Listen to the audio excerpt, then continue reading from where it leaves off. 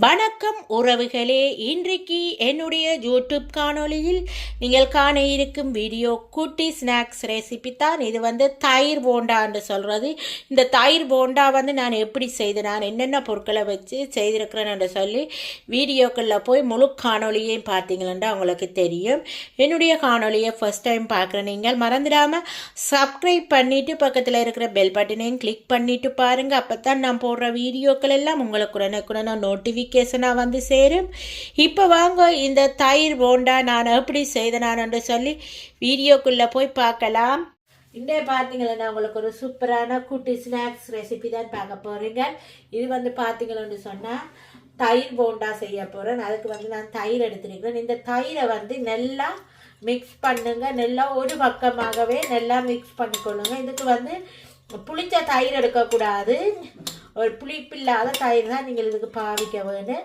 நெல்லை இதை கட்டிகள் இல்லாமல் ஒரே பக்கமாக மிக்ஸ் பண்ணி கொண்டு இருக்க வேணும். அப்போ தான் இந்த போண்டா அந்த பபிள்ஸ் இல்லாமல் நல்லா ஒரு முருகல் தன்மையாக பேர் நல்லா டேஸ்ட்டாக இருக்கும். பாருங்கள், இப்போ நான் புளிப்பில்லாத தயிர் எடுத்து ஒரே பக்கமாக இந்த தயிரை மிக்ஸ் பண்ணி கொண்டு இருக்கிறேன். ஒரு 10 நிமிஷம் நீங்கள் இதை இப்படி நல்லா மிக்ஸ் பண்ண வேணும். மிக்ஸ் பண்ணிவிட்டு பார்க்கலாம். இப்போ பார்த்தீங்கன்னா நல்லா மிக்ஸ் பண்ணியாச்சு. இப்போ இதில் நான் ஒரு கப்பு அரிசி மாவு எடுத்துருக்கிறேன். அதை போட்டுக்கொள்ளுறேன். உங்களுக்கு தேவையான அளவு போட்டுக்கொள்ளுங்க. இதில் கஜு நான் போடுறேன். உங்களுக்கு இதில் மிளகாய், பச்சை மிளகாய், சின்ன வெங்காயம் எல்லாம் போட்டுக்கொள்ளலாம். இதில் நான் எள்ளு போடுறேன். இதில் நீங்கள் பச்சை மிளகாய், சின்ன வெங்காயம், மற்றது கருவேப்பிலை, இஞ்சி எல்லாம் போட்டுக்கொள்ளலாம். இதில் இப்போ உப்பு போடுறேன். இதுக்கு தேவையான அளவு உப்பு போடுறேன்.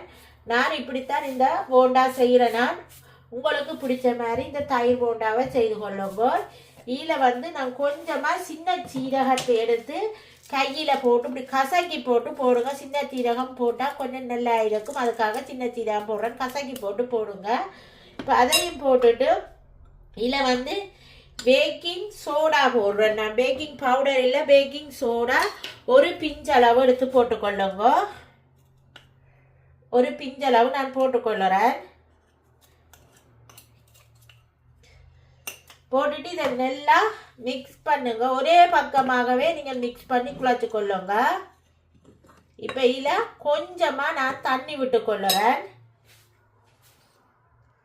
நீங்கள் ஒரு கப் அரிசி மாவு எடுத்தீங்கன்னு சொன்னால் ஒரு கப்பு தயிர் எடுத்துக்கொள்ளுங்க. எடுத்து நல்லா மிக்ஸ் பண்ணிவிட்டு இப்போ இதுக்கு காணாததுக்கு தான் நான் தண்ணி கொஞ்சமாக விட போகிறேன்.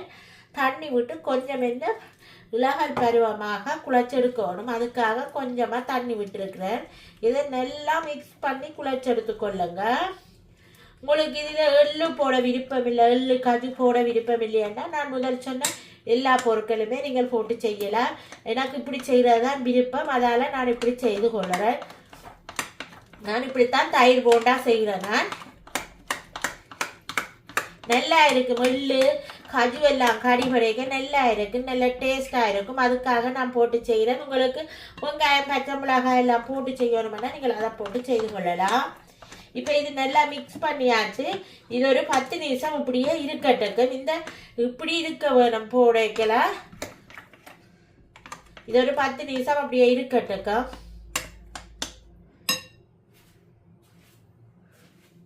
இப்போ எண்ணெய் நல்லா சூடரிக்குது.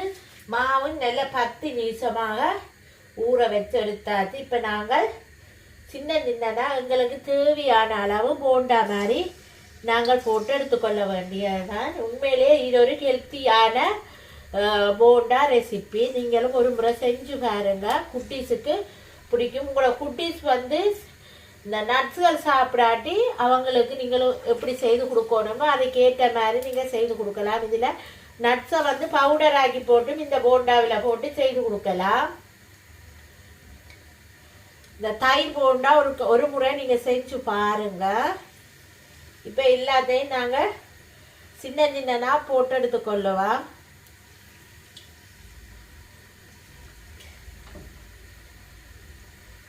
ஒவ்வொரு போண்டாவிலும் எள்ளும் கஜுவும் கடிபடும் போது நல்லா டேஸ்டாக இருக்கும். இப்போ இது நல்லா பொன்னிறமாகட்டுக்கும். அதுக்கப்புறம் பார்க்கலாம். இப்போ பார்த்தீங்களா சூப்பராக ரெடி ஆகிடுது பாருங்க, எப்படி அழகாக வந்திருக்கண்டு போண்டா. இப்போ இந்த போண்டாவை நாங்கள் எடுத்துக்கொள்ளுவோம். பாருங்க எப்படி அழகாக வந்திருக்கண்டு சொல்லி.